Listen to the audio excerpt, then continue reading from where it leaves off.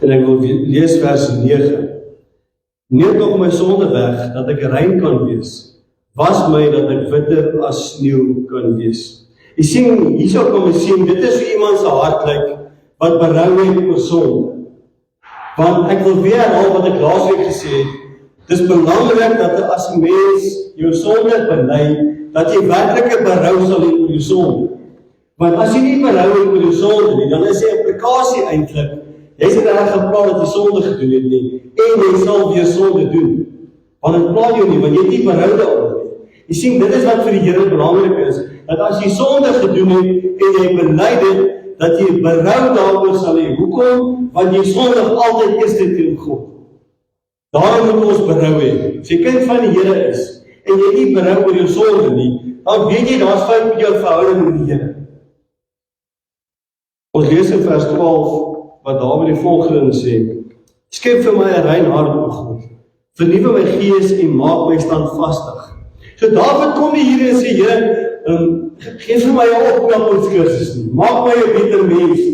Jy sien, Dawid kom met 'n opregte hart, en hy vra vir die Here, gee my 'n nuwe rein hart. Want hy weet sy hart is besmet. Hoekom? Was dit vol van sonde? Die sonde wat hy gedoen het, hy het moord gepleeg. Hy het egbreek gepleeg. En die ergste van alles is, hy het nooit erken voor die profeet Nathan by was. Toe erken hy sy sonde. Toe het hy berou daaroor. En dis die hart wat die Here wil raak sien. Want as mens jou sonde bely, en jy werklik berou oor jou sonde, dan sal die Here jou vergewe. En hy sal jou reinig van alle ongeregtigheid. Sien, Dawid ken die woord baie goed. Dis hoekom hy sê, Here, kom skep in my 'n rein hart, o God. Want waar kom sonde vandaan? Waar begin dit? Weet jy wat sê die Bybel? Dit sê, die sonde lê en loer voor elke hart se deur. Psalm 24 vers 3, ek weet op gesit nie, vers 3 en 4 sê, wie mag klim op die berg van die Here? Wie mag staan op sy heilige plek? Slegs die wat rein van hart en suiwer van hande is. En Dawid bid dit, dis wat Dawid kom vra, hy erken sy sonde, hy berou oor sy sonde, en nou bid hy en sê, Here, kom gee my 'n nuwe hart. En die wonderlikste is, die Here het Dawid vergewe, en hy het hom herstel ook. Maar verder sê Dawid, vernuwe my gees, en maak my standvastig, want jy sien die oomblik, as jy sonde doen, dan doen dit skade aan jou verhouding met die Here. En Dawid ervaar dit. Hy ervaar dat oor my sonde, maak dat my hart besmet is, en ek het berou daaroor, en ek ervaar dat, maar my verhouding met die Here is nie wat dit moet wees nie. Dit is skade geneem. En Dawid besef ook hoe ernstig sonde is. En dis wat ons as kinders van die Here moet besef. Dat sonde is nie iets wat 'n mens net ligsinnig moet opneem. Sonde is 'n ernstige saak in God se oë. Dis iets wat jy teen hom doen. En daarom moet ons nooit ligsinnig wees oor sonde nie. Jy sien, dis nie die Here alleen nie. En Dawid weet dit. Dis hoekom hy vir die Here vra, Here, gee my 'n rein hart. Here, vernuwe my gees. Maak my weer standvastig. Dis nie die Here wat dit kan doen. Dis nie die Here wat ons kan optel en jou voete weer plaas op die ewige rots. Dis nie die Here wat jy kan diep uithaal en jou kan reinig. Want niemand anders kan dit doen nie. Jy kan jouself nie red nie. Jy kan jouself nie reinig nie. Jy kan jou eie sonde vergewe nie. Niemand anders kan nie. Dis nie die Here Jesus Christus. Ek kan wel, as iemand teen my gesondig het, dan kan ek hulle vergewe, as hulle kom om verskoning vra, ongeag, dan kan ek mense vergewe. Maar ek kan nie my eie sonde vergewe nie. Maar ek is nie God nie. En Dawid het dit baie goed geweet. Daarom het die profeet Nathan by hom was. En Dawid nie met Nathan gepraat en gesê, hoorie Nathan, jy moet my help, jy is die profeet nie. Nee, hy het dadelik na die Here toe gegaan. En dit wat ons as kinders van die Here moet doen. As ons sonde gedoen het, dan gaan ons na die Here Jesus toe. En ons bring ons sonde vir hom, ons bely ons sonde. En ons erken ons sonde voor die Here Jesus Christus. Want dis wat die Here van ons verwag. 'n rein hart.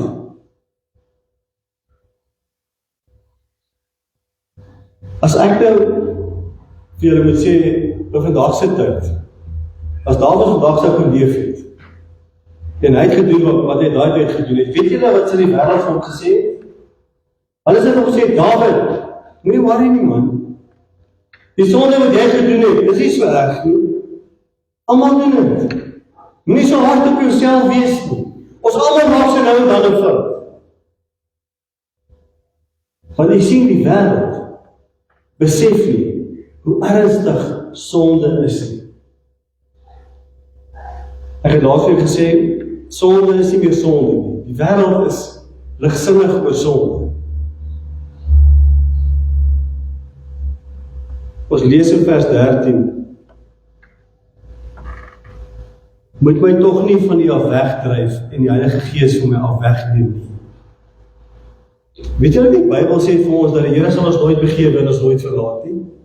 Maar Dawid is so benoud, hy het so berou, hy het so intense berou, dat hy bang is dat die Here ons sal wegdryf, as gevolg van hierdie sondes wat hy gedoen het. Jy sien, dit is iemand wat werklik intense, opregte berou het. Want hy pleit vir die Here moet my net nie wegdryf nie. Moet die Gees nie van my af wegvat nie. So Dawid besef eintlik hoor hierso, behalwe dat ek my seun verloor het, is dit vir my nog erger dat ek die Here sal verloor. En hoor jy, as jy 'n kind van die Here is, sal jy hierdie verstaan.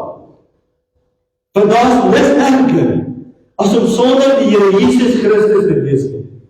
As jy die Here liefhet, dan is hy alles. En dan kan jy nie waag om sonder om te wees nie. Want dan weet jy is verlore. Want as jy sonder die Here is, weet jy wat gaan jy doen? Jy gaan voortploeter in sonde. Jy gaan leef net soos wat jy wil. Weet julle, Christendom in vandag se tyd het liberaal geraak? Bedoelende, jy kan lewe net soos wat jy wil. Jy kan sonde doen, jy kan self praat vir die Here. Jy sal hemel toe gaan. Almal gaan hemel toe gaan. Maar dis nie wat die Bybel leer nie. Die Bybel leer vir ons dat die pad wat na die verderf lei is breed en baie is die wat daarop is. En die pad wat na die lewe lei is smal en min is die wat daarop is. En daarom is ons as kinders van die Here, ons moet die gesindheid hê van Dawid. As jy sonde gedoen het en jy besef dit, hoe kan ek net vir jou vra, het jy al sonde gedoen en nou het agtergekom jy sonde gedoen? Nee. Want die Bybel leer, dis die Heilige Gees wat ons oortuig van sonde, oordeel, geregtigheid. Maar partykeer doen jy wel goed onbewus, maar die Heilige Gees oortuig jou van jou sonde.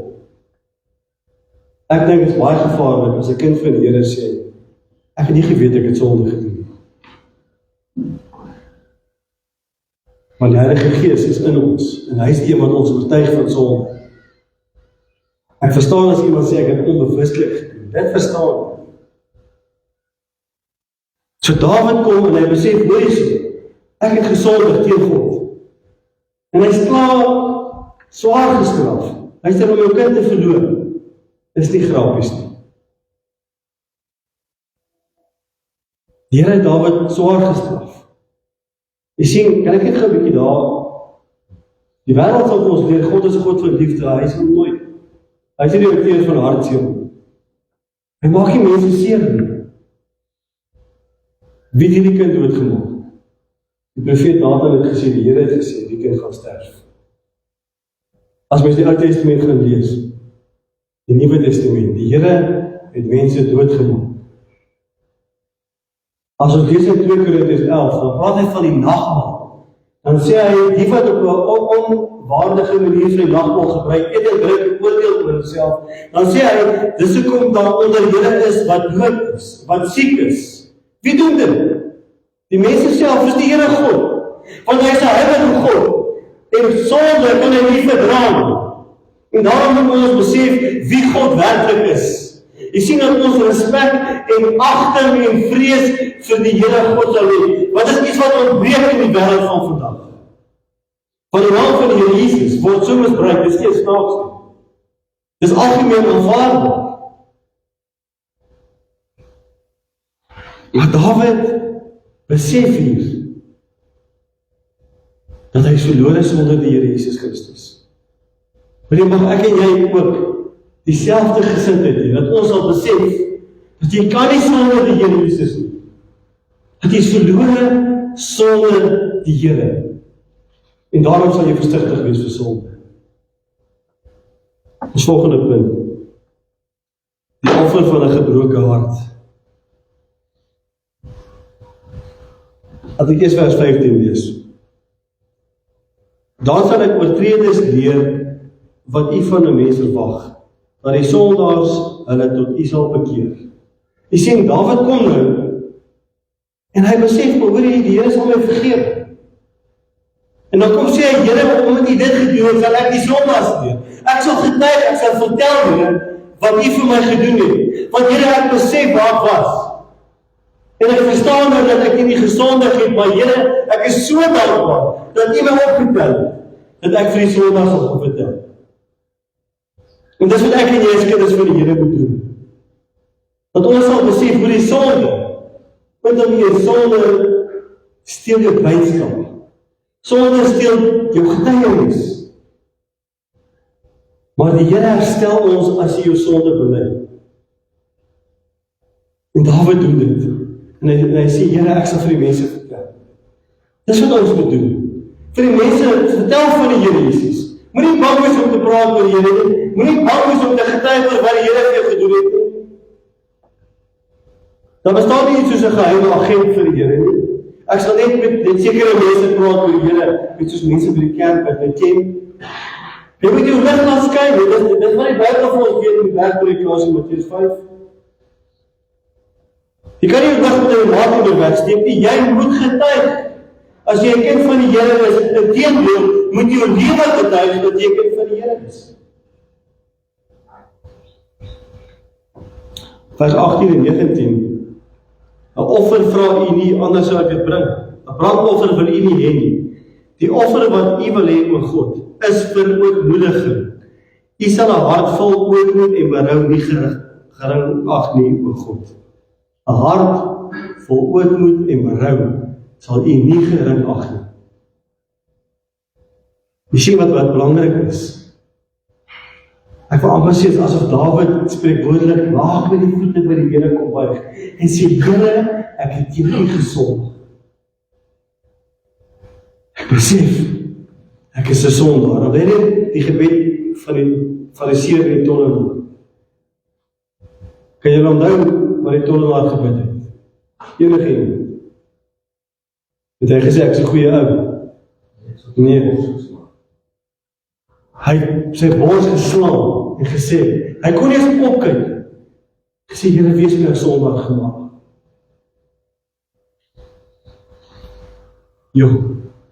Ek dink baie keer vergeet ons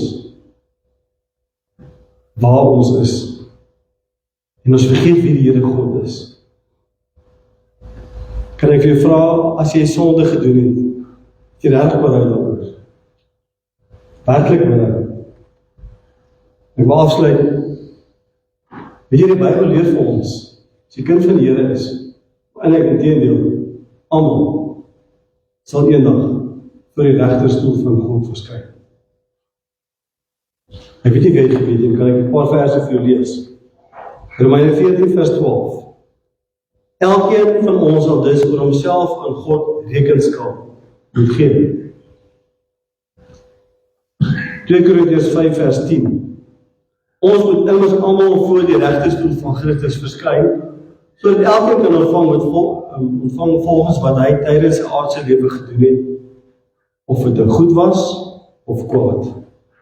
Dan die laaste ene, Matteus 12 vers 36, die ou vertaling sê die mooiste. Maar ek sê vir julle, dat van elke ydelle woord wat die mense praat, daarvan moet hulle rekenskap gee in die oordeelsdag. As ek hierdie goed lees, sê ek eerlik vir julle, ek raak bang. om vir 'n heilige God te gaan staan. Ek ontbreek. Ek ontbreek eerlikwaar. Paulus het gesê, van al die sondaars is ek die vernaamste. En daarom moet ons, terwyl ons hier is, terwyl ons nog lewe is daar nog hoop. Ons moet besef, dat ons gaan moet voor die allerheiligste God staan en rekenskap gee. Jy sê, die wêreld leer, dit gaan nie gebeur nie. Jy gaan hemel toe gaan, maklik. Die Bybel leer, jy gaan moet voor God staan, en jy gaan moet rekenskap gee, en verduidelik. En God is 'n regverdige God, dis wat die Bybel vir ons leer. En die Bybel sê, ons moet hom vrees, hom, die Here Jesus Christus, wat die liggaam en die siel in die hel kan werk. En Dawid het dit geweet. Dis hoekom Dawid berou gehad het. Weet jy nou dat die Bybel leer vir ons, Dawid was 'n man na God se hart. En Dawid het erg sonde gepleeg. En ons dink miskien, Dawid, jy het al die sleg sonde gedoen. Weet jy wat sê die Bybel vir ons? Dat hy wat sonder sonde is die eerste klip gooi. Ek en jy, ons doen ook sonde. Dus kom ek sê, as ek daaraan dink, en ek sê eerlik vir julle, ek die Here waarlik lief, en as uit genade ek gered is. Maar, om voor die Here te gaan staan en mag. Ek sê eerlik vir julle, dit maak my bang. En ek is so bang. Ek doen nie daar iets verkeerd. Ek dink ons almal probeer 'n heilige lewenswandel hê. Maar ek dink net dat ons die gesindheid sal hê. Ek gaan eendag voor 'n lewende God staan. 'n Heilige God. Wat mense hel toe sal stuur. En sy kinders sal die ewige lewe beerwe. Dit is ons behoud. Dank die Here dat hy genadig is. Maar hy het ook respek, vrees en agting vir die naam bo alle name. Jesus Christus, die enigste verlosser. Kom ons sluit af met gebed. Here, ons kom vandag en ons besef, Here, ons skiet maar ver te kort, Here. Here, ek dink so in die woorde van Paulus in Romeine 7, dit wat ek nie wil doen, dit doen ek. En ek dink, Here, ons kan so daarmee identifiseer. Here, baie keer is ons vinnig om te praat en stadig om te luister. En Here, baie keer is ons so impulsief en ons doen al verkeerde goed en ag Here, dankie dat U genadig is met ons, dat U die boeke van ons kwaad nie, dat U ons sonde vat. U werk met in die see en U dink nooit meer aan nie. Maar Here, help vir ons om dit nie as 'n verskoning te gebruik, om nie 'n heilige lewenswandel te hê nie. Here, vat vir ons by die hand en lei vir ons dat ons vir U gees en waarheid sal dien. En Here, dat ons sal vlug vir die sonde. En dat ons sal besef, Here, hoe ernstig sonde is. Here, ons bid ook dat U vir ons, Here, dat U vir ons sal optel. En dankie, Here, dat U ons weer plaas op U, wat die ewige rots is. In Jesus naam bid ons dit. Amen.